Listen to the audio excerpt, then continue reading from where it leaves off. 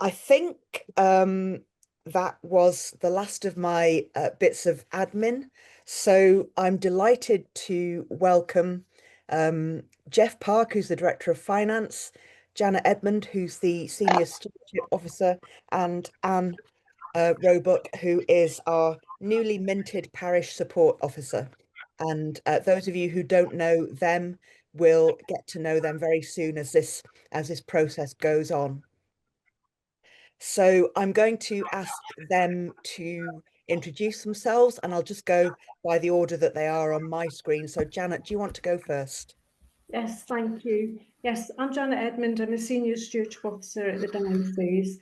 I've been working with the diocese now since 2019, and during that time I've been supporting parishes and PCCs and also clergy with stewardship advice, providing guidance and support on various topics such as parish giving schemes, stewardship campaigns, digital giving, grants and fundraising, financial reviews, giving reviews, that sort of thing. In the last year as well, I've set up the Treasure Forum meeting, which some of you might have attended and have found quite useful. Thank you. Thank you. For those who didn't hear that, Janet is the Senior Stewardship Officer for the diocese. Can I just say, somebody somewhere, I can hear some feedback. So if you haven't got yourself muted, please will you mute yourselves? Because it will just help everybody else to just have a bit of silence. Thank you very much.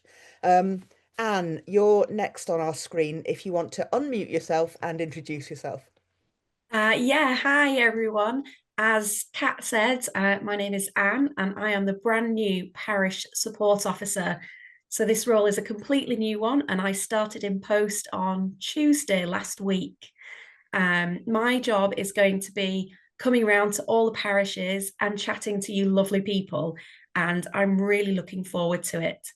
My background is working with Christians Against Poverty. So I was a debt advisor there and a trainer for many, many years. Personally, I'm also married to a vicar. And so I have some idea of what the challenges that your churches and parishes are facing right now. And I'll hand over to Jeff, and Jeff can introduce himself to you. Good evening, everyone. Jeff Park here. So I'm Chief Finance Officer for the diocese. I recognise a good number of names on the call and a few faces and even the odd ex-colleague on the call. It's really good to see you all here. My role at the diocese covers 4 particular areas. I'm responsible for the DBF's finances. I'm overall responsible for our property team, our IT team, and our stewardship and income generation team. So I take overall responsibility for those 4 areas, but we're very much focused on parish and parish share this evening. Now, we didn't check this bit, Kat, but am I okay just to continue at this point, or have you anything else you wanted to say? Well, I may as well continue because I think the first slides that we're going to look at are going to be mine. So Janet's just going to share the slides on screen, and we're just going to work through looking a bit at the background of why we're here this evening, giving some context to the conversation that we're having. We'll then be talking through a particular proposal, something that we're introducing that is new to us. And then Janet will be talking through some of what we hope are the benefits of this process and some of the practicalities of how it's going to work. Now, as Kat said, there is opportunity to ask questions as we go via the chat function, but you can equally save them up to the end. We won't keep stopping and starting to answer questions as we go, but if there's questions that we can easily answered in the chat function, we will just type up answers as we go. So, John, if you just take us to the agenda, and then we'll pop past the agenda straight onto the background, please. So if you go on to the first background slide. So I think in terms of where we come tonight, there's 3 particular things that are worth touching on regarding the background to this conversation. Firstly, I'm going to talk a little bit about something that happened nationally when the National Stewardship Team have been reviewing Parish Share and how Parish Share works across the country. Secondly, I'm just going to give you a little bit of context diocesan-wise on finances. With that, there's always so much That can be said that we're going to try and limit ourselves based on time. And then finally, I'm going to talk a little bit about parish context, but looking that through the lens of Parish Share, and hopefully it'll be obvious when we get there as to why I do that. And yes, these slides will all be available at the end of the meeting. And one thing we'll also say is that we're going to develop a frequently asked questions list. So this is the first of these Episcopal area briefings. We've got 4 more that follow, and over time we suspect there'll be a common set of questions that develop, and so we will put together a frequently asked questions list that we develop over that time and we will share with everyone. So if I just go to the next slide looks a little bit at a national report that was called Parish Share, What Makes a Difference? So the national giving team, so it's a giving team based out for the Archbishop's Council, based out of London, who work with all the dioceses across the country, supporting many different stewardship initiatives, income generation, but also looking at parish share nationally. And they were asking the question, what makes a difference as to whether a parish share system works well or not?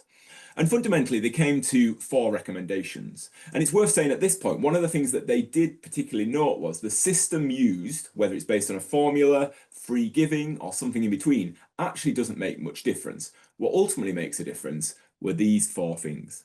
And I'm going to touch on 3 of them, the first 3 briefly, and then the 4th one will probably be obvious as to why we're talking more about that. So the first thing they said is every diocese should have a clear project team. Who's responsible for what, who does what, and when does it happen? We already had an informal project team, but that's been formalised, and that includes myself, Archbishop, not Archbishop, that's a promotion, Archdeacon Bill Bravner, Archdeacon of Halifax, Chris Tate, Director of Comms, and Janet, our Senior Stewardship Officer that you've already met. So we take overall responsibility day for day of ensuring everything to do with Share runs smoothly. The second recommendation they made is don't think about things 1 year at a time, but think about a multi-year approach. And that was particularly focused on communication. So don't just keep changing what you're saying, but be consistent in what you're saying. Thirdly, and very closely linked to that, was to have a clear communication plan.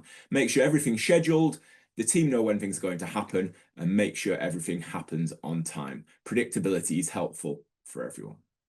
And then the 4th area, and this is the area that we reflected most on, was there needs to be face-to-face events. Now, that was all about increasing engagement between dioceses and PCCs. And this was an area we thought there was room for improvement. And we considered 2 ways really of looking at this, either doing diocese-wide, large-scale roadshow type events where we come along, give a presentation, opportunity for question and feedback, or, as you'll find out through this conversation, we're thinking more about doing this on a one-to-one basis, and that's what we'll be talking more about in a short while. But before I do that, I want to just give you a little bit of diocesan context as to what's happening within the Leeds diocese. So here's a very headline figure. There's a huge amount of detail that could come behind this, but at the top line there, we're currently running an underlying operating deficit of around £2 million each year. That has been there since COVID in broadly the same number. Since Share dropped during COVID, give or take a few one-off items that come in that are unpredictable but really beneficial, the underlying deficit has been around £2 million. So the question is, and I think what we're focusing on in this conversation is, well, what are we doing about that? So first of all, there is a national diocesan finance review going on. So that is, again, Archbishop's Council working with dioceses saying, what are we doing and what more can we do to support dioceses in the way that funding goes between the national church and between dioceses. And even today, slightly in that context, there's been an announcement by the church commissioners about the amount of money that they distribute to the Archbishop's Council and then how that money's distributed on. Now, I'm not going to delve into that here, but if you are interested in that kind of national information, there is a press release out there, and the Church Times, etc., will be starting to write their articles, I suspect, tomorrow on that. The second thing that we're doing about focusing on the deficit is strategic investment. So as some of you will be aware, the National Church has really focused its investment now on what it calls strategic investment. So it doesn't give lots of unrestricted money, but it gives restricted money that we have to direct towards particular programs. And many of you will have heard of Barnabas, and that's our program of encouraging confidence and about how we're investing in various locations and more widely in general terms to support parish missional and financial strength. More closer to home and very much organic from what we're doing is property development. So the diocese, like all dioceses, has quite a number of housing and land assets, and we're looking to maximise the value of those. It's a really difficult and challenging area. There's a very fine line between maximising value, but also making sure that we're good stakeholders with all the communities that we live in. And so our property team and our property development manager are very much focused on trying to hold that tension between making sure that we're financially supporting the work of the diocese, but also being good stewards both to our communities and our environment in which we work. And then fourthly, cost control. This is a sort of as given, but I think it's always worth noting that as a diocese, we do significant amount of work to ensure that we're managing our costs, to ensure that what we spent is spent well and is spent in the right areas. And that continues throughout many different areas, but particularly in property, which is our biggest non-staff area of spend. And then finally, the fifth area that we're focusing on in terms of thinking about the deficit is parish share agreements. So we'll come to say what a parish share agreement is in a moment. But before I do that, I just want to touch a little bit on parish context seen through the lens of parish share. So here, I could have taken many ways at looking at this. I could have pulled out lots of statistics from the returns of parish finance that many of you will fill in. And that would show a number of different things in terms of where income's going and where expenditure's going. But the lens that I wanted to take to show it, because I think it's really pertinent to what we're talking about, is parish share. So post-COVID-19 and the inflation seen through 2022 and 2023 particularly, though obviously not having stopped at that point, has seen parish finances be under increased pressure. And this has been particularly visible in the amount of parish share that is coming into the diocese. So in 2019, pre-COVID, contributions were around 13.6 million. And they dropped to 11.7 million in 2020, and they've bobbed around a little bit over the last couple of years and are at 11.7 million still in 2024. Now that in cash terms is quite a significant drop, almost £2 million. But I think a really stark figure and really quite a startling figure is that if share had kept pace with inflation, it would now be £18 million. So something has clearly changed over the last few years. And we know what those things are. We know the pressures that parishes are under, both in terms of the giving side and in terms of the pressures that individuals face in giving to church, but also the pressure that the church and the parish is under in terms of the costs it faces through utilities, insurance costs, property maintenance, etc., etc. We don't think there's been any change in a parish's willingness to pay. We think there's just been a change in the reality of which parishes are operating, which means the amount of money that's coming through to the diocese has significantly fallen. So as we bring all those things together, and just moving on to the next slide, thinking about the challenges that are being faced both locally and nationally, locally and at a diocesan level, thinking about national recommendations, and also looking to see what other dioceses have done. We put a proposal to the diocese board in November, which was an agreement to make 3-year parish share agreements with every parish in the diocese. So what is a parish share agreement? Well, essentially what we're looking to do is to visit every parish for a face-to-face meeting on a rolling 3-year basis. So essentially looking to visit about 150 parishes each year to sit down, understand the local context, and agree what a reasonable parish share request is in your context. Now, clearly that's not going to be we can only pay £1, therefore that's okay. So there has to be some parameters in which that conversation is going to take place. And I guess one of the first things to set out is that we will continue to use the existing formula as the benchmark for that discussion, so that we're saying to everyone, this is a consistent way of calculating share still. However, and that however is really significantly underlined, however, we want to understand your context, what's happening in your parish, and what that means for you, and come to a place where we come to an agreement. So that will be a formal agreement between the diocese and the parish of what can be paid for the next 3 years. In terms of the practicalities, and we'll talk more about the practicalities in a moment, this is a process we're looking to commence this autumn, but all parishes will receive a 3-year request for the first time by the end of October. So obviously those of you who are working it through are going, well, when am I meeting with the diocese? And clearly that's going to be spread over quite a period of time. And that's one of the practical things that we've had to work through. Do we try and do this in a really short, sharp period of time, i.e. bring in lots of resource, meet everyone all in a short period of time and everyone have an agreement. And we just haven't felt that's practical. So we've taken an approach of meeting people over a rolling 3-year basis, but equally we want everyone to have the opportunity to have those 3-year requests in front of them at the outset. So that's a high-level overview of what the process will look like. And I'm going to pass over to Janet now, who's going to talk through a little bit of the benefits of the process and then also some of the practicalities of how it will work. Thank you, Jeff. So yes, thanks, Jeff. That's an overview. In terms of benefits of the Parish Share Agreement meetings, we feel that there will be really good benefits, not just for the parishes themselves, but also for the diocese as well. So there'll be joint benefits with the process of these meetings. I mean, first of all, it's really important to acknowledge that we're going to have an opportunity to meet with every parish, which is something we haven't done before.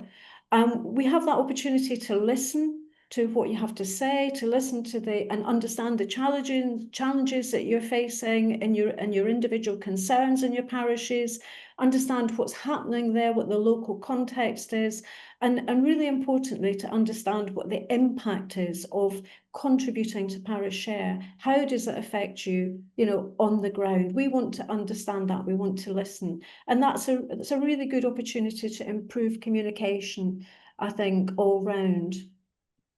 And then during those meetings, those face-to-face meetings that we have, there'll be myself and Anne in those meetings, or there would be my colleague, Beth Vickers-Smith, and Anne in the meetings. So there'll always be Anne and a stewardship officer in the meetings. And during those meetings, we have a really good opportunity to talk with you and identify and understand what kind of support you actually need in your parish to help you make a difference. Something that will help you to feel that you have more confidence, to be more sustainable in your parish, and really sort of provide that ideas for targeted support to help you through. And by giving you that support, it will obviously help you to, to feel more confident about what you're doing, but hopefully it will also empower you to think that you can fulfill your parish share contributions. That will help you to reach those parish share contributions that we've agreed with you during the meetings. It will give you more confidence overall. And it also gives us that opportunity to explain what the impact of Parish Share is. We often find that a lot of our congregants, they don't really know what Parish Share is used for. And so it gives us a really good opportunity to explain that, not just the impact of Parish Share in your local context, but also how Parish Share is really important and right across the diocese, not just for your parish, but for your neighbouring parishes and further afield as well. And by doing all of those things and having those meetings and having those discussions, it really gives us an opportunity to build much stronger relationships between the diocese and the parish. It's much better communication, open communication, and we hope that that will continue to grow trust right across the diocese. So that's the benefits. There will be other benefits as well, which we haven't identified here, and I'm sure that you will find that as we go through the process. So what I wanted to talk about now was just the practicalities of actually hosting these meetings and organising these meetings and actually having the meetings with you. So we have actually come up with a timetable for how we're going to run the meetings. And we've also made a decision after a lot of consideration as to how we're going to run the meetings, how we're going to select parishes for the meetings, which I will talk you through in a moment. But if I can just say that we are going to run these meetings deanery by deanery, then that will give you an idea. We're going to approach each deanery at a time and have meetings with all the parishes within a particular deanery.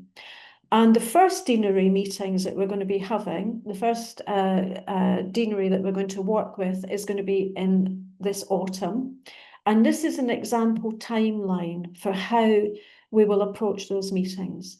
So by around mid-August, what we expect to be doing is sending all the parishes in the first deanery that we've chosen, we'll send them an invitation to a webinar, which is all about how to prepare for the Parish Share Agreement meetings. And we'll explain to you in that webinar what kind of information you need to think about, what information you need to bring along to your one-to-one meetings, what you need to prepare. It will also we'll also send you a range of dates as well, some slots that you can book, that each parish can book for their Parish Share Agreement meeting. So there'll be a number of slots that will be during the day, in the evening, and possibly also on a Saturday as well. So there'll be a lot of choice. You can book in a suitable date for your Parish Agreement meeting, and that's well in advance of when the meetings will start. And it gives you a chance as well to think about who you will select to attend the meetings, the Parish Share Agreement meetings. Do you want to make sure that the right people are coming along to those meetings? And then in early September, we will hold the preparatory webinar where we're going to give you all the instructions about how to prepare. And after that meeting, you will also receive your 3-year Parish Share Request Proposal. As Jeff said in the previous slide, we will be sending out Parish Share Request Proposals for the next 3 years. Normally, we send out the Parish Share Request Proposal at the end of October, and all the other deaneries will be receiving their Parish Share requests at the end of October, but the first deanery that we're working with will obviously receive theirs earlier, so that they have received a proposal before we start the Parish Share Agreement meetings at the end of September. So you can see the third arrow there, the blue arrow, talks about a 6-week period that we hope to run all of the Parish Share Agreement meetings for this deanery.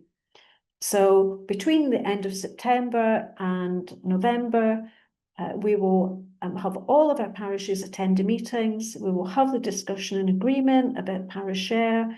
We will also discuss the type of support that you need in the parish. And, you know, once we've finished the meetings, we will go back to our teams and in the diocese, and we will make them aware of what support they need to be giving. They will follow up with a meeting with you to offer that support. And another thing then you would be expected to do once we've had that one-to-one meeting is you would take the ideas that you've discussed in the meeting back to your PCC, discuss it there, and then pass your resolution. And then looking forward a little bit more, we will, as a diocese, make sure that that support that we've identified for you is actually happening. We will monitor that support. And of course, all the way through the process, you can always contact us, you know, to ask for support. And, you know, if you've got any problems, then we can follow that up.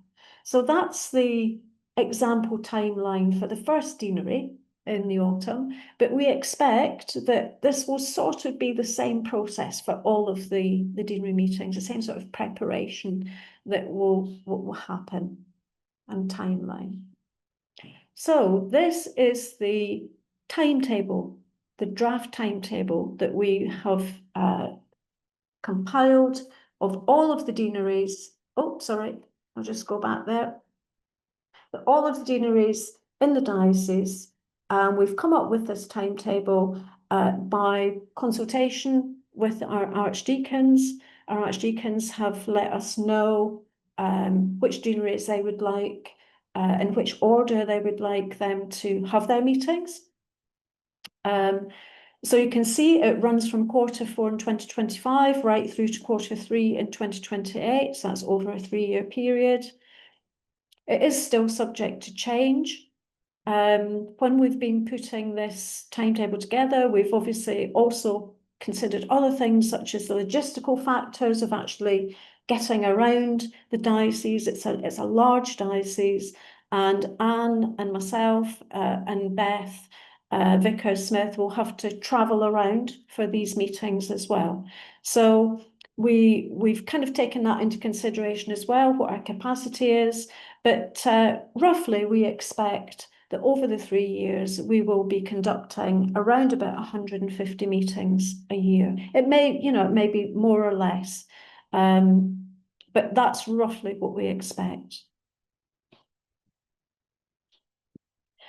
And then just to give you a little bit more information about the type of support that we can offer you. I've talked about identifying support for you and providing targeted support in when we're talking in the Parish Share Group meeting. We'll think about what kind of support you need. This is just an example of the type of support that we can offer, and we already offer to a lot of our parishes. But obviously, there will be the offer of stewardship, support, income generation support, and the types of things that we can help you with, grants and fundraising, digital giving, giving reviews, that sort of thing. It may be Barnabas support that you need. It may be that you need more help missionally to strengthen your mission, to work through that with the Barnabas team. It may be that you need help from the children and young people's team to think about a range of more activities for attracting more children and families into your parish. Or it may be that you need church building support, or you're thinking about reducing your carbon footprint in your church and you need that help. So that's the type of support that we can offer. And there's other teams as well. There's other things I haven't mentioned here that we will identify during those meetings.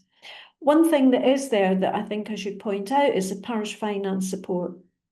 Now, what we are proposing to do as well this autumn is to develop and run alongside these parish share agreement meetings is budget training sessions. Now, we know from talking to parishes and treasurers that a lot of parishes do need help with setting their budgets. And with the parish share agreement meetings, obviously, we're going to be looking at setting 3-year budgets. So we're going to be developing that training for the autumn, and we'll be running a series of training sessions concurrently with the meetings that you can attend as well. So that's the practicalities. It's now time for Q&A. And so I'm going to stop sharing now, and we'll get everybody back into, you can see everyone there.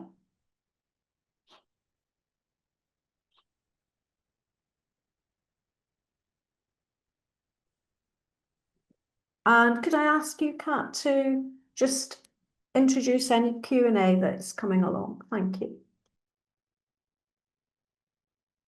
Sure. So we have several questions in the chat. So Jeff has already said that copies of the slides will be available after the meeting. Gary Sheard asks, an agreed request, not an agreement to pay? Question Yeah, so mark. I'm happy to take these questions, Kat. So yeah, no, it's very much an agreement, an agreed request. I think it's important to state that Parish Share has always been a voluntary contribution from a parish to the diocese, and this doesn't change that. And obviously, as I think Mike puts in follow-up, a lot can change over 3 years. And the reality is that whilst a parish can and hopefully will spend time thinking about what is reasonable and what is attainable, it can't make a legal commitment. We're not looking for a legal commitment to pay. There isn't suddenly going to be a position where you've said we will, and therefore you have some kind of liability if you don't. That's not a world we're moving to. What we're moving to is to a place where I guess we've working in collaboration are able to come up with a place where the request takes account of all the known factors in that conversation. So very much an agreed request, not an agreement to pay. And I think it's and I think that's just hopefully covers Mike's comment there. But I guess the to just follow up on that is the reason why we're going to be asking for a PCC resolution is we want to ensure that this is something that's been discussed and agreed by the whole PCC, not just one or two individuals working in isolation who may not hold the view of the whole group. So for this to be taken, I guess, seriously at all levels, we think it's right that the PCC have a conversation about this, not just one or two individuals, and make a commitment to show that we're all intending to do this, give or take, obviously, the fact that things do change over time, and therefore it may not be what we all hoped it would be. We would hope it'd be better. It may not be. It may be worse. But I think the intention is that there's a really firm and, I guess, sincere commitment that's been committed to by the group. And that's why we're looking to take it through the PCC. If it's okay, Kat, I'll just continue down. I've looked at the next two, so I'm happy to answer those two. I haven't looked at the ones after, so at that point I'll take a breath and allow you to direct that to elsewhere, depending on what they are. So in terms of the question that Pat raised regarding meetings necessary, well, I think what we would say is we've been doing the approach of not meeting for a long time. And that approach, I don't think, in recent years has really been bearing the fruit that we would hope it would. And what we've learned, both from the national recommendations, speaking to colleagues, but also hearing from PCCs, is that lots of people do want to speak. Lots of people do want us to be present in a local context and know what it's like on the ground there. Now, we may be able to learn a lot from spreadsheets. We may be able to learn a lot from reading annual reports. We may be able to read a lot from reading quinquennials. But actually, our hope is that we will get a proper understanding by talking, discussing, and listening. I think it's that listening bit that we really want to emphasize as part of this process. We can do a lot of telling from a distance, but it's often hard to listen from a distance. And so our intention is to be local and be present and to be listening. So that's why we're taking this approach. But we do recognize that many of you already spend a lot of time submitting data, filling forms, sending it back, and that is greatly appreciated, and that does feed into the processes. We don't want to undermine and say that work isn't worth it, but we feel that the being present and listening is an important addition to this. And William, yes, very much. One of the things that we will be including in the webinar that comes before the meeting is some background knowledge. So everyone's starting from the same place, and that will include some of how share is currently calculated. We'll include with materials that go out after this meeting. We're very happy to include links to the information that's already on our website and other Parish Share materials that say how it is calculated. But I won't go into the depth of that here because, well, one, it's quite technical and I don't think it's best just shared verbally now. But also I think it may take a bit of time. But we're very happy to share that both after this meeting and also as part of the briefings before the main one-to-one meetings. I'll pass back to you at this point, Kat. Great. So I'm just going to take the opportunity to draw Janet's attention to the very last question. And while Jeff has a look through the other questions, Janet, I wonder if you could explain page six of your slides, if you could get them back up. I suspect that's one for me. Oh, okay. Janet, you're just on mute at the moment.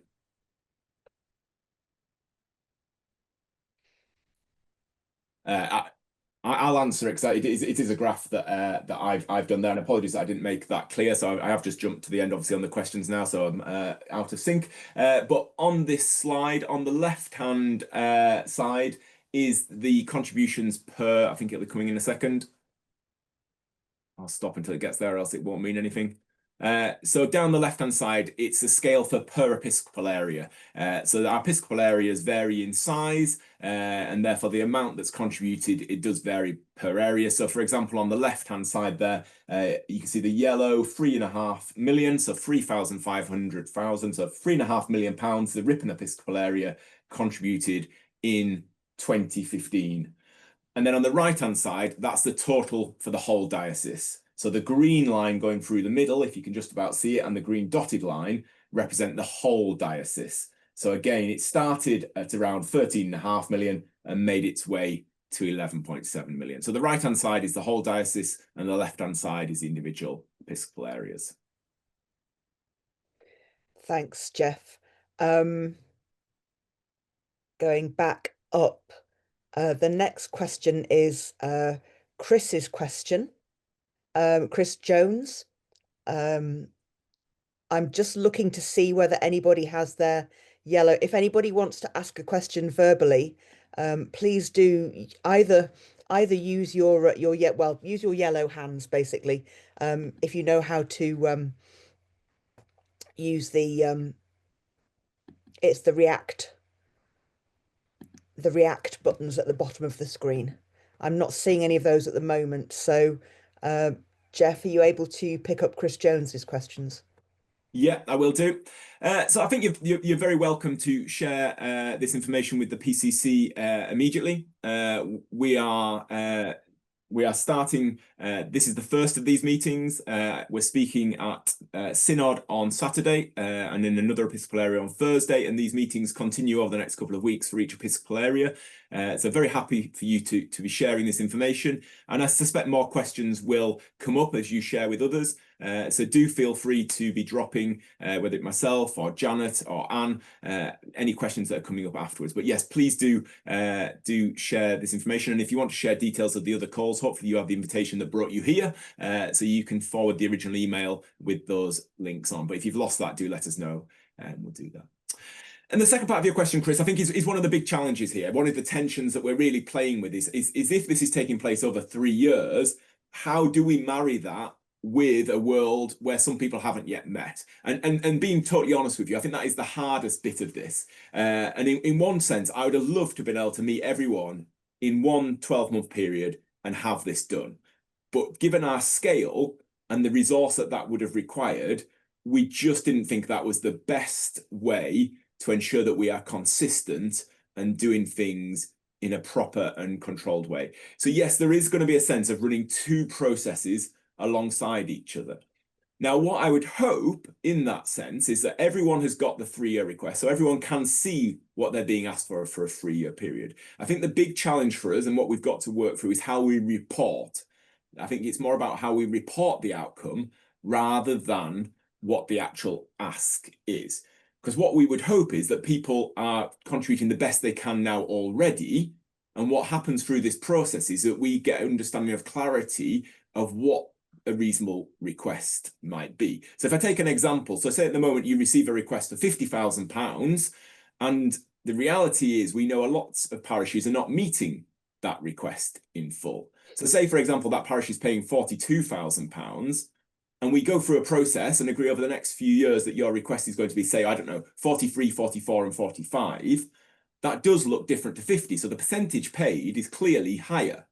And so the concern, I think, will be, as we've anticipated it, is how do people compare one against the other, if that's what's taking place, when one person's request has already come down to a different level. Now, my hope is that the parish is still making that 42, 43, 44,000, whether they're on a 50,000 request or a 43,000 request, but the percentage is different. So we are going to have to take that one away in terms of what it looks like in reporting, but we're very aware that the 2 things running alongside each other could look a little bit messy if we're not careful. So we're very aware of it. We don't have the fine details of what every report will look like in that regard. Thanks, Jeff. I'm just looking down. I think you have now answered Tabitha's question in your earlier response to Mike Coe. And I also think that you've probably addressed John Haji Ioanou's question as well, which is further down, again in that same answer. But if there's anything else you want to say about either of those 2, yeah, so I think in terms of John's question, yeah, that is the reality. Things will change, and we would expect if things significantly change to have another conversation. I think that's the reality of when we start this process.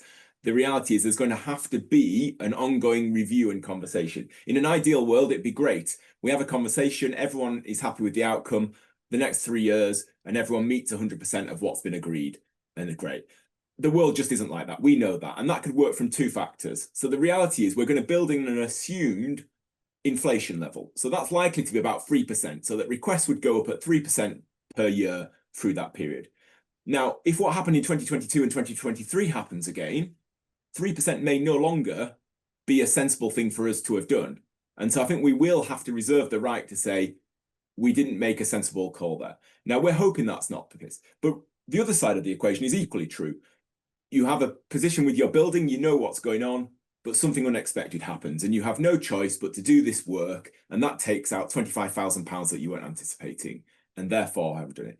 Reality is we need to have a conversation about that. So we're anticipating there to be sort of an annual review process where we just do a quick look back in and say, is everything going okay? If that brings up the question of saying, no, we need to have a more detailed conversation, then we'll look to do that. And again, this is one of the reasons why we think we need to do this over time working with a group at a time. Because if we were to do 450 parishes on that same timetable, then we're really probably into a significant piece of lumps of work each time. So that's the reason, that's the likelihood is we would revisit these agreements as necessary. Thanks, Jeff. Just to give Jeff a moment to have a drink of water if he wants. We've got a couple of hands up on screen. Graham, I think you were first. Graham Foster, do you want to ask your question? And is it for Janet or Jeff, or indeed for Anne? I'm not sure. Can you hear me? Or Yes, we can hear you. I'm an interloper. I'm the lay chair of Halifax and Calder Valley. You're very welcome. Thank you. I've not been kicked out by my own deanery. It's just I couldn't make their meeting. I'm an elected member of Diocesan Synod as well. I welcome this proposal in general terms because our diocese cannot continue to lose £2 million a year. It's unsustainable. Could you explain, Jeff, that £2 million is not underpayment of parish share? That is the actual loss the diocese suffers of expenditure in excess of income received. I have tried to get the standing committee in my own deanery to discuss parish share at deanery synod, and it has been refused. People do not want to discuss parish share, so I think these face-to-face meetings are essential. Jeff will guess the next point I'm going to make probably. What is happening about the concessions that were given to rural parishes in 2017 that have never been reviewed, which has skewed the collection of parish shares in the outer areas? Oh, one other point, sorry. My deanery is the third worst payer of parish share. So I'm not surprised we're at the top of the list, or third from the top of the list. My own parish just pay the whole lot, but there we go. Thank you. Thanks. Jeff, any comments on that? No, I'll try and I'll pick up as much of that as I can. So yes, essentially the 2 million is excess expenditure over income. And the reality is a good chunk of that has come because parish share has dropped significantly over the last 5 years. And our costs, as many of you will know, are people costs. And the majority of those costs are clergy costs. So we aren't looking, and we've been trying to avoid a significant reduction in the people cost, i.e. significantly fewer clergy. And what we're doing at the moment, and this is picked up in one of the other questions, is we are doing two things to cover that gap. We are using reserves, and our reserves at the moment are just short of 6 million unrestricted reserves. And we're selling property. And it's that latter bit that effectively is plugging the gap, because you can quickly do the maths. 2 million underlying loss per year and 6 million reserves doesn't last long. However, one of the unique things, particularly to the Church of England, but not just the Church of England, is we do have some assets, and we do have an excess of housing compared to the number of clergy we need to house. However, again, those of you who do basic mathematics and basic accounting will recognize selling assets to pay operating expenses is not a long-term viable strategy. So we're in a position of being able to cover that deficit using the sale of our assets, but we need strategies such as set out in the slides, i.e. looking at our income, managing our expenditure to ensure in the long term we are balanced. Now, I do expect to hear good news out of the Diocesan Finance Review. So I am expecting, we've got the sort of the nod and the wink, that the National Church will be doing more for dioceses. Now, they're going to be, from my understanding, is some of that will be time limited, i.e. they will do something for a period of time that they won't be doing in perpetuity. The idea of processes like this is to go alongside that, to say, well, what can we do to work together, diocese and parish, in order to be strengthening our collective finances so that when that national church support comes to an end, whether that's 3 or 5 years, I don't even know the answer to that yet, we're all in a better place. So this is about working together here. We recognize there's lots of players in this. I think the national church have got a role to play. I think the diocese have got a role to play. And I think as parishes, we've all got something to play as well. So I think that's just answering some of those financial bits. There remain some tricky questions, Graham, regarding the formula and how that works. The rural cap being one of those. There has been proposals that haven't gone forward regarding things like that. And at the moment, I don't have, I guess, the permission to change the way the formula works. So at the moment, when we calculate the starting place for that conversation, it will still include that rural cap. There's certainly a conversation I think that needs to still be had about that formula and whether there's anything that we need to be doing. And the one thing I would highlight, and that we will certainly make sure is part of every conversation, is that the calculation also has what I would call the base request, i.e. before we put any caps and collars in, before we start knocking anything off and putting on, what is the actual like-for-like comparative cost in each parish? And that will be part of the conversation. So that is before the rural cap. But equally, I haven't yet got permission to say that we don't have a rural cap within the diocese. Thanks, Jeff. Derek, I see you still have your hand up, but before we come to you, just can we come back to the questions in the chat? And there's a couple of questions there, Jeff, or Janet, about the one-to-one meetings. Hannah Smith wants to know exactly who will be in the one-to-one meetings. And then a little bit lower down, Hugh Fielden wants to know how much preparation is required for those meetings. I'll take that one, if that's okay. So, yeah, in terms of who will be in the one-to-one meetings, from the diocesan side, there will be Anne as the parish support officer, and there will be either myself as stewardship officer or my colleague Beth. So there'll be two of us from the diocese in each meeting.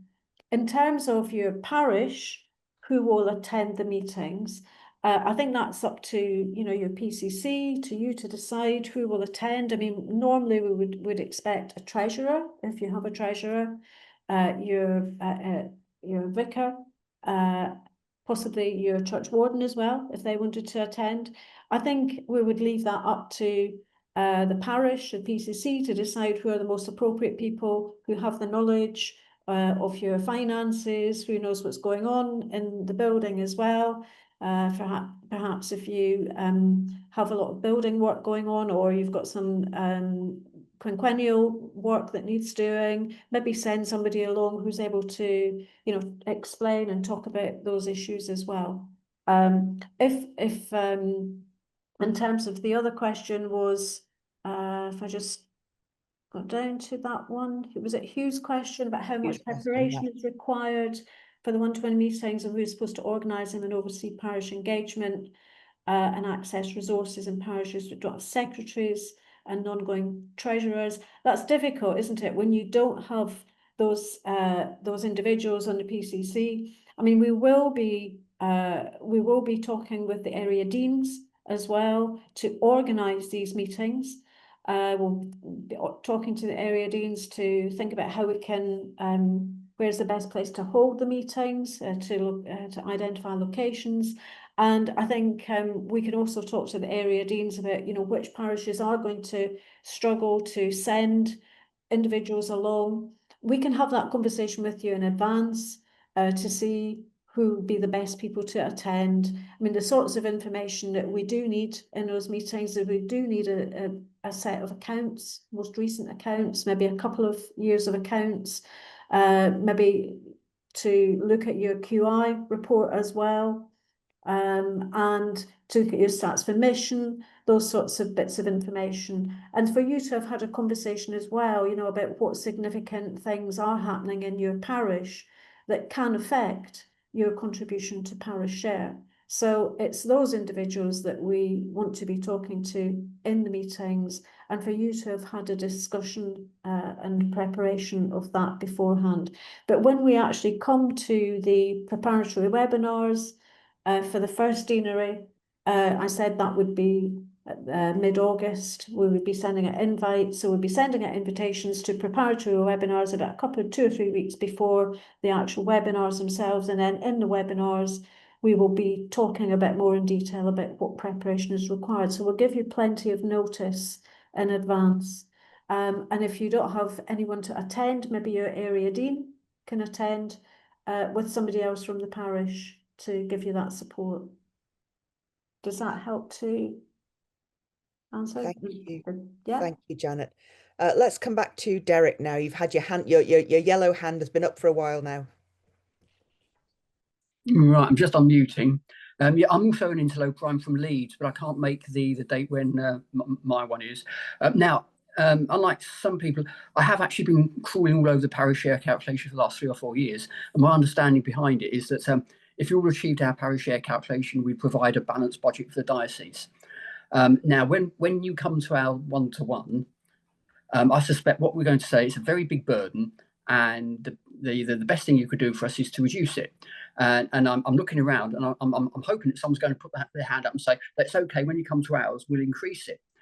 Now, given that we're currently looking at a £2 million a year deficit, if you're coming around to people and they're kind of saying, we can't really do what we're meant to be trying to do under the current system, and we'll all sort of perhaps go a little bit lower or something like that. I mean, what you will do, presumably, is identify going forward what is the practicality of what we can afford.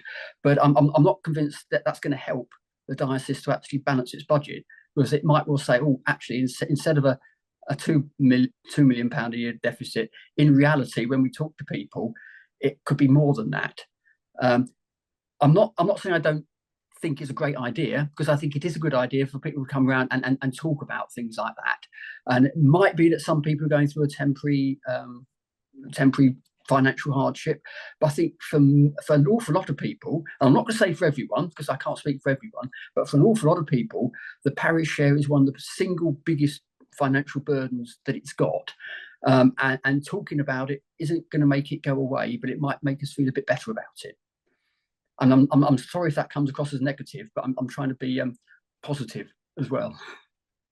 Yeah, no, thank you. And I think if you were to look at a risk register when we've started this process and thinking what are the pitfalls, what are our concerns, well, I think the biggest risk we have identified is everyone says we need a 50% cut in share, and we end up not helping things but making it worse. So I think there is a risk in there. However, I think the counter to that is we've been taking the current approach for some time, and we've tipped over the place where less than 50% of parishes are paying in full. And to me, that's a really unhealthy place to be, because we have a lot of parishes that, whether it be at the beginning of the year or at the end of the year, feel like they can't achieve what's being asked of them. And so that leaves us in a place of, well, if we're going to fall short, does it matter how far short? Now, I'm not saying that's a conscious decision, but I think we're getting to a place where more and more places are going, well, we aren't going to hit it in full. So, well, what does it matter if we take another 3,000 away to do this? What we want to get to a place is where we're all working collectively together. And actually, when we start debating that 2,000 or 3,000, can we do it? We say, well, yes, actually, we've said we are going to do it and we are going to do it. Now, that might not be 100%. I get that. That's reality. But the reality is we're not getting 100% now. And doing what we've been doing hasn't improved the situation over the last 3 or 4 years. So we think it's time for a new approach, and that new approach does come with some challenges. And there will be times where people say to us, you need to do X, and we say, I'm sorry, we just can't go as low as X. We can't do that. That isn't fair and consistent with what we're seeing across the diocese. You have X, Y, and Z, and you're telling us you can only pay this, and we will have to say, I'm sorry, that's just not reasonable. So there will be at times, and I'm hoping there's not too many of these, but there will be at times where the conversations are quite difficult, where we have to say, well, we're all just going to take this away and have a conversation with the archdeacon, etc., and say, what do we think is the right thing for this place? And we do have to be fair. So one of the things that's a challenge here is how we work with 450 parishes individually, but in a consistent way. So that it doesn't just become, because I talked to you sharply and I had a really strong argument and a good story, you then say, well, it's not for me. We are all in this together, and the whole concept of share is that we work together. So yeah, there's pitfalls, but we're hoping that actually the benefits can outweigh those pitfalls. And if we approach this in the right way from all sides, the benefits will be for us all. Thanks, Jeff. And I think that's a really important point, is that it can be very disheartening from the parish perspective to look at your share and know you're never going to hit that £50,000 or whatever it is, and you've only ever in the last 10 years paid 35.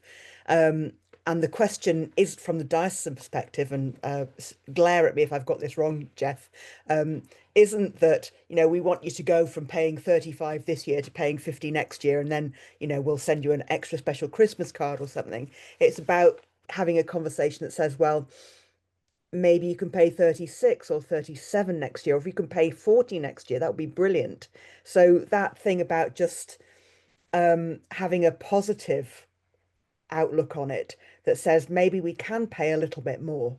And maybe if we pay a little bit more this year, we could pay a little bit more again next year. And that's going to be part of the discussions that we'll be having, and that I, as Archdeacon, will be having with you as well. Graham, you've already had a go, so if you don't mind, can we come back to some of the questions in the chat, and then we'll come back to you. So I think the next question we hadn't answered was from William Smith, and I know that you've talked a bit about this already, Jeff. Is there anything else you'd like to say about what William has asked?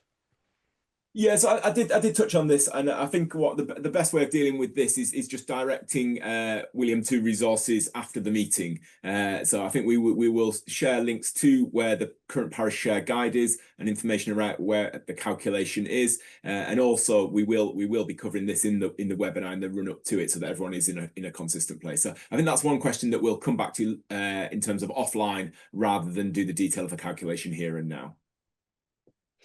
And carrying on down to George's question, again, you've half answered that now, but is there anything else you'd like to say on that one? No, I think we've covered that. I think did touch on that the reserves are just short of 6 million, so that does cover that, I think. Great. In that case, the next one going down is Jason Plant's question about the caps. Ooh, where are we at now? Jason. Yeah, so I think in terms of when I was responding to Graham, I was trying to pick that one up as well, in terms of the caps do, in terms of where we have got, I guess, synodical approval. We haven't got approval to change the way share is calculated at this time. So I guess we are working with the current system in its calculated way, but trying to, I guess, take, I guess, an overview over the top of that as saying, okay, this is what the calculation is. The caps and collars do this. In some instances, and I think Graham was touching on this, and then some of you, if you don't know the details of the share system, it won't make any sense to you when we talk about rural caps. But essentially, there is a concept within the system at the moment that says if you live in a rurally sparsely populated area with a small congregation, then the deprivation adjustment, which can go up or down, can never go up. And it essentially means that if you're in a rural cap area, it effectively says it can't be affluent. That's how you could interpret that. And there's been a number of questions over time to say whether that's an appropriate cap to have in place. They could still go down, they just can't go up. And in terms of when the other caps, the same answer at the moment is that the system calculates how the system does. I think what we're trying to do is have a conversation around that. So yes, the caps will be as they are in the calculation, but I'm hoping we can step back and have a conversation about what is the reality, both in terms of what the calculation would be if these caps weren't in place, but also what's the reality on the ground. Thanks, Jeff. Going down, Gary's mentioned the Bible. Goodness me, Gary, what are you on about? And for those of you who don't know your Ephesians off by heart, I've just pasted in those verses that Gary refers to there. Jane Coughlin wants to ask about buildings. Yeah, there's a really big question there. And I think in terms of managing expectations, whilst we hope to be able to listen here and discuss lots of things, we won't be able to provide the answer to every question there and then. But what we will commit to do is, where there are particular challenges and particular questions, is to engage our colleagues. So questions about buildings, we'll likely say, let's take that one away and we'll get our church buildings teams involved with you, and let's line up a conversation with there. And what we are committing to do, though, and one of the things that we, as part of this procedure, is saying, we will follow up if those conversations aren't happening in a timely manner. So we're taking some commitment ourselves, even though we can't control everything, to say, okay, we can join you with person X, and hopefully you can have a good conversation. But if that isn't happening, you can come and say to us, that isn't happening, and we will try and help you out with that. So yes, there are many questions about buildings, and we could have a long webinar talking about that. And it will undoubtedly form part of many conversations. Whether we can answer all those points at the time is to be seen. Now, I am just conscious of time. We said this was running to 7:30, so if anyone does need to get off, don't feel bad exiting at this point. I don't think you're missed too much now. We've got the main information of POS, but we will stay around for a few more minutes. I myself have got another church meeting at 7:30 as well, so I will be leaving shortly as well, just telling the others who hadn't told beforehand. But we'll continue for a few more minutes. Great. Janet, did you want to say something in response to what Jeff just said there? Yes, it was actually what Jane said. I just wanted to add that with looking at buildings, I mean, Jane was asking about the suitability of some church buildings. I mean, one of the things that obviously the support that we can give in stewardship is to help with grant applications and fundraising. And it may be that a building can be made suitable if the facilities are improved. And that's something that we find a lot of churches are not applying for grants. They don't have the capacity to apply for grants. We can offer that training and help support churches to do that and to raise additional funding. So it's not all negative. Some church buildings can become more suitable and usable and have the facilities in there. That's all I wanted to say, really. Fantastic. I think we've answered all the questions in the chat. So Graham, I think the last word comes back to you. That's ominous. It was a general reflection, really, on the process. I would have thought that for ease of mass, if a parish has a full-time priest, which costs the diocese £65,000, if during these meetings, for instance, they say we cannot pay more than £20,000 over the next 3 years per year, the next time the parish enters vacancy, that surely is going to be part of the consideration of priestly allocation going forward. I'll pick this one if you like, Jeff. It's not that simple, Graham. Of course, it's a good point. But we're very aware that, as Jeff said earlier, we're all in this together. And we have parishes who are in very wealthy areas. We have parishes that are in very poor areas. And there has always been and will continue to be an extent to which the wealthier ones among us are subsidising the poorer ones among us. And that feels right. That feels appropriate in a Christian community as we are. So yes, there's a conversation to be had around around the amount you're able to pay, but it's not that simple. It's not that black and white. And it does depend on the individual circumstances. And I would hope certainly in places where I'm archdeacon that the discussion to be had will be more nuanced than that. But thank you for raising it. Jeff, is there anything you want to add to my attempt to answer that question? No. I think the only other thing I'd add to it, and this is part of, I know, of the conversations that each archdeacon and bishop has, is about strategically important places. I'm not saying that anything's not strategically important, but just because a place has got a low church attendance today doesn't mean it has to have tomorrow.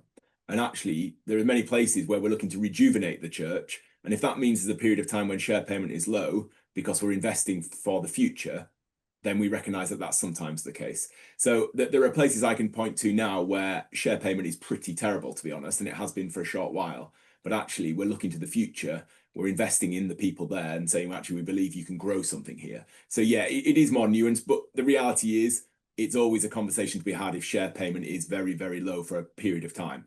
Reality is that does ask questions. So yes, it's in there, but it's, as Kat says, it's much more nuanced. Okay. Great. Thank you, everybody. I think we're through all the questions and I see nobody else's hand up. So I wonder if I could ask Janet just to make everybody aware how the slides and the recording will be made available to people more widely.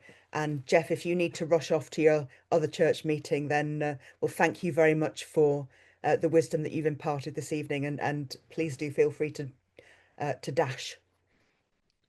Thank you. Yes, in terms of the slides, I mean, we will circulate the slides around each of the episcopal areas. So for instance, the recording of this, there has been a recording tonight. We can send a recording around the Episcopal area for Wakefield. And we can also send the slides as a PDF around the Episcopal area as well. I think eventually what we will try to do as well is to make the recordings and the slides available on the website as well. Now, I am conscious that in the recording, people's faces are on the screen, and some people might not want those recordings to be made available to everyone. I don't know if that is the case. I think you need to let us know. But that's how we're going to make the recordings available. I know that some people have interloped into this meeting. We do have all of you, if you've registered for the meeting, we do have all of your email addresses. So we can send the recordings as per the email addresses that we have as well, who've attended the meeting, as well as around the Episcopal area. Thank you. If you're having second thoughts about your face being on this recording, then can I suggest that you let one of Janet, Anne, or myself know within the next 24 hours, and we'll see what we can do to smudge you out, or whatever the technology allows us to do.